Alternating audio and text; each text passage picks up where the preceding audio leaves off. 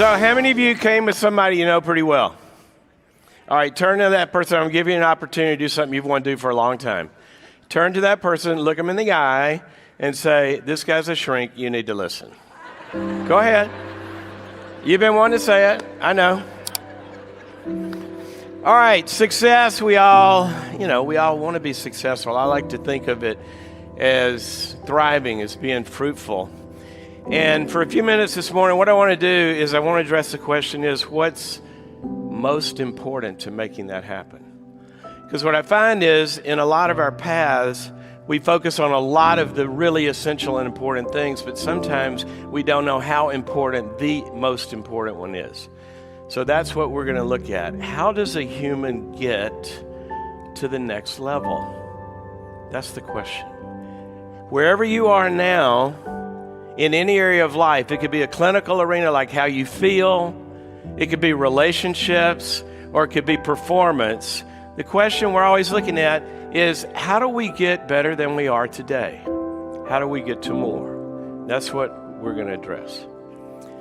I grew up with two older sisters. They used to beat me up. That's why I became a psychologist. And I always wanted an older brother. I mean, I used to pray for an older brother, which is kind of a dumb prayer, because if one's going to come, it's probably not going to be older. But I needed an older brother, right? And then I finally got one, and then when I got one, I won the lottery. I got a Navy SEAL. My brother-in-law, Mark. Now, I don't know if you guys have ever known any SEALs. These guys are crazy. You know, Mark would come home from a trip, say, Mark, tell me a Mark story. And he goes, well, we were up in a plane about 40,000 feet, jumped through the oxygen level in full scuba gear, went down, hit the cold ocean, went to the bottom of it, cold, took a nap for a little while. We had been up for 3 days. Then we changed gear and went and boarded, one of the bad guys' ships and took it down with 6 of us and turned around and had breakfast. That's what they do. See, but they don't start at that level. And what I learned in my relationship with Mark, he's a great brother, a great father, a great friend, a great community leader, a great husband. There's so much I learned, but one of the most powerful things I learned was when we lost him. Mark was killed in 2008 in Iraq. And I learned something about the SEALs that week. When they lose one of their own, they come together, but they also come together around the family. And as we all went through that week together, which is indescribably devastating, I got pretty close to a couple of Mark's buddies. And we cried through the week, and we talked, and we told Mark stories. And one night, we were sitting around, and this guy that I'll call Bryce was Mark's buddy throughout SEAL training, and they work in pairs a lot. And they have this thing called Hell Week. And Hell Week is, thousands of people, the best of the best, want to become SEALs, and they get it down to hundreds. Then they whittle it down, the best of the best of the best. They get it down to a couple of hundred guys, go through this thing that includes this Hell Week. And Hell Week is designed, and this is what's relevant to us this morning, it's designed to make you reach your limit. It's designed, they don't get 200 and go to the end and judge the best 20 or 25. It's the 20 or 25 that make it to the end. They have something called the bell. And if you can't make it, if you can't go any further, you ring the bell, you're out. And it's not from lack of will. It's not from lack of motivation. It's from they've reached the limit and they can't get to the limit that's required. So here's what Bryce told me. He had gone through the week. They put him out there in hypothermia situations. They freeze them. They make them swim miles and miles, pulling barges and running hills and combat situations and all this. Three minutes of sleep like every other night. He said he got to the end, and there's one swim that he had to finish, and if you make it, you've made it. And he said Mark had made it, and he was up on the shore, and Bryce said he's swimming, and he's got about 50 yards left, and he said all of a sudden his body just had hit the wall. It wouldn't go any further. Literally, it wasn't because he didn't want it. It was because the body had reached its limit. Have you ever been to the gym? I went once, and if you can even pick up a small weight, and if you go long enough, you will hit your limit. It won't move anymore.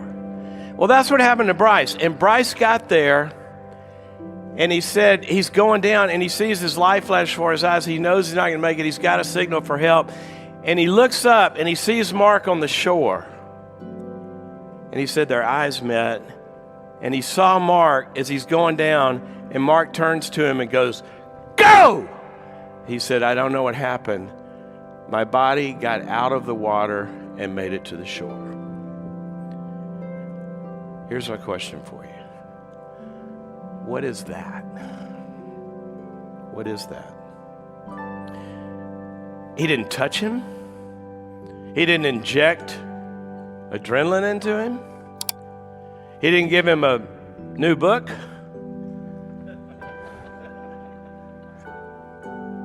They had a connection. And see, for centuries, psychologists, philosophers, spiritual guides, they've all grappled with something that we, even in quantum physics, we still don't quite understand it, but we know it's real, and it's called the mind-body connection, this material-immaterial relationship. And so what I'm going to submit to you this morning is there are a number of things that are going to drive your success. You're learning about a lot of them. But what we know from all the research is basically this, that you exist, your performance machine, meaning you exist in basically, you are a triangle, if you will. The first part of this machine is physical. You have a brain. Well, except for that person you came with. There's this physical machine, this physical organ in your body, the physical aspect. And this brain, and I should put, all of the physical there, it runs on hardware.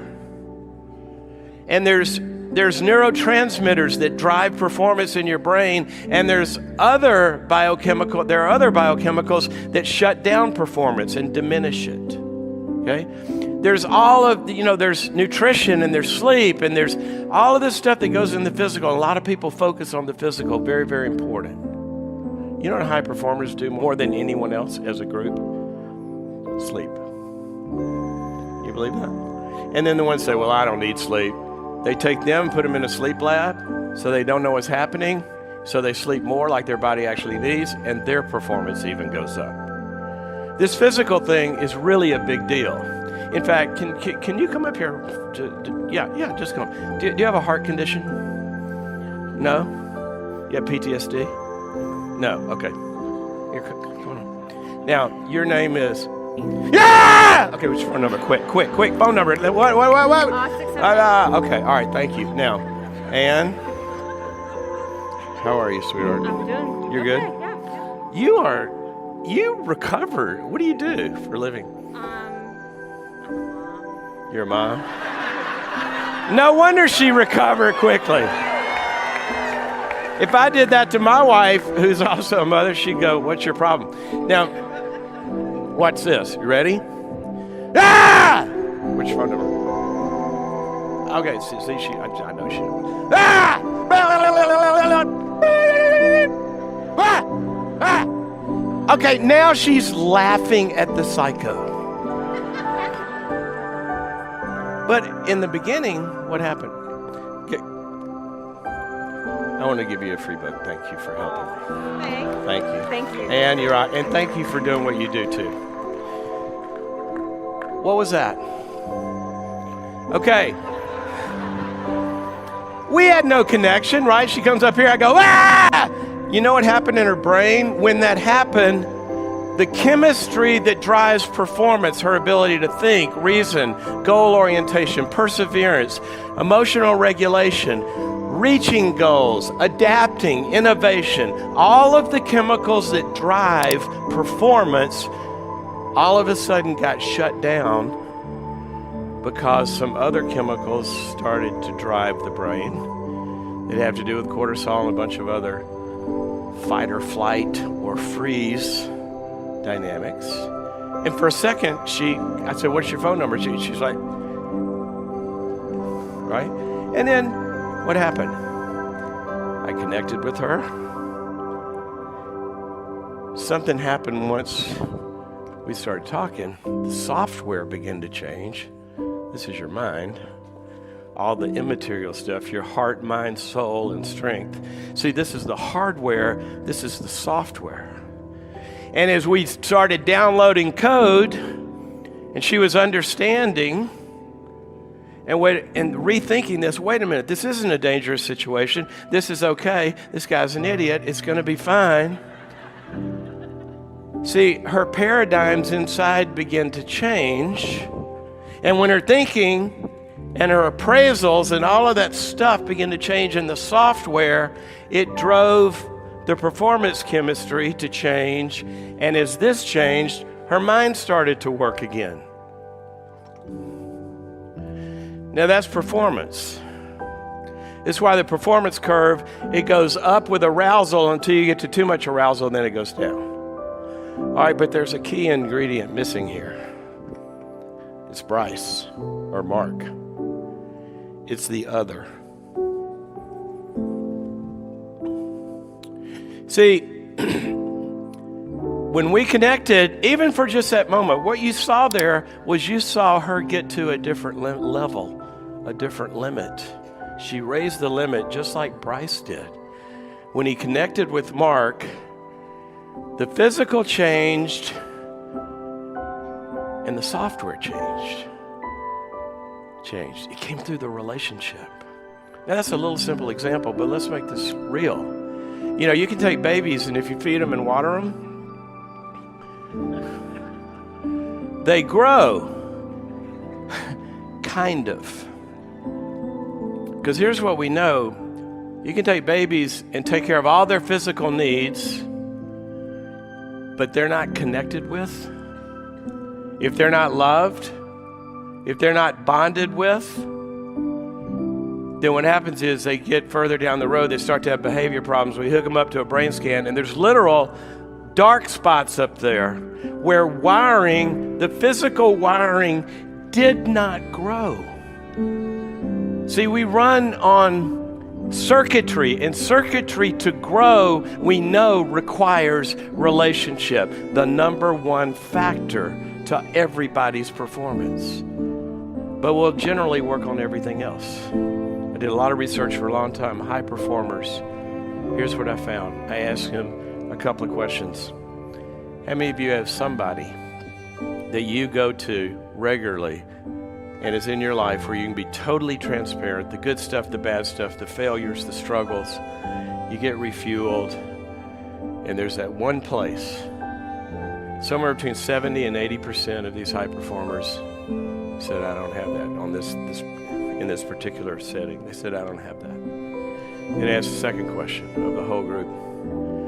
How many of you have something in the last year or so that you would call has gotten to clinical proportions, stress or loss of sleep or burnout or something, or a difficult relationship or something that's really problematic? Guess what? The number was the same, 70 to 80% of those high performers. See, we need this.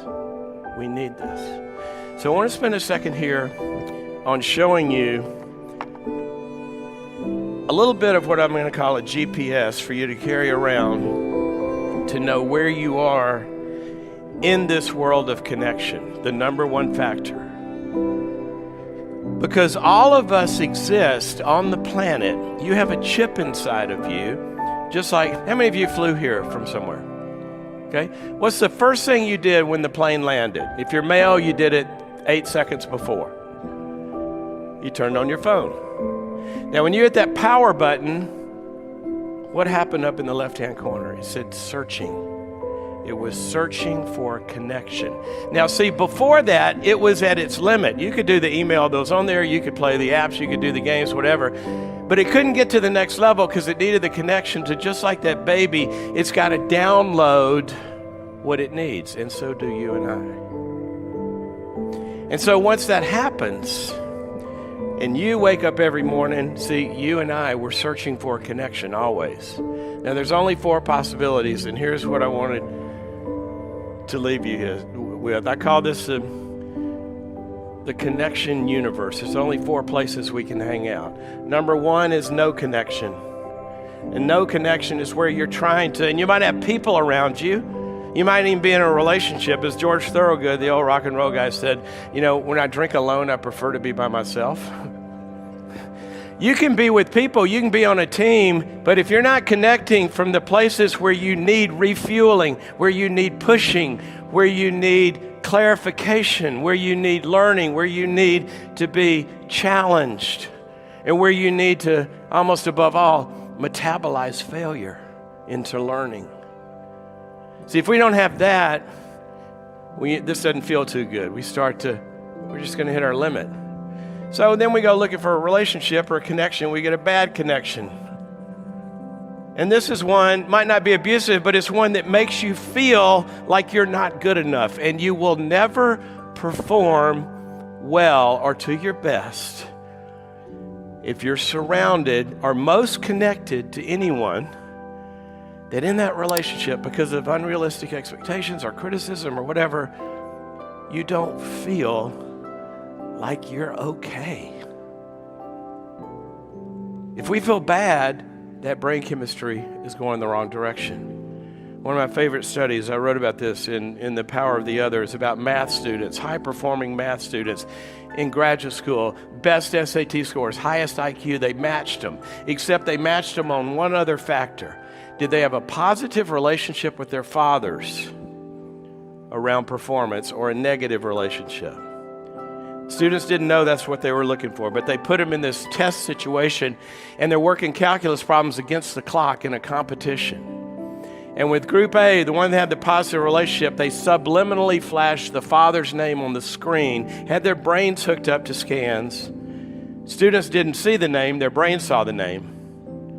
When the father's name, who was positive, popped up, their performance spiked in their brain every time. Over here, when the negative name came up, their brain performance went down. See, we internalize the software of our connections.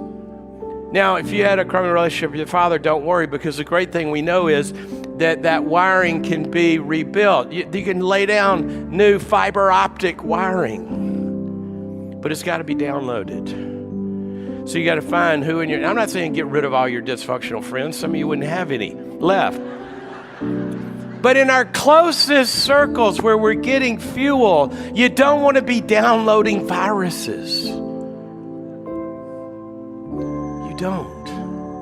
The brain goes like this. So sometimes, well, that doesn't feel good. So let's go down here to corner number 3, and that's the pseudo good. We do something to medicate ourselves. We go connect with somebody that's just fluff, or flattery, or maybe illicit, or an addiction, or a substance, or retail therapy.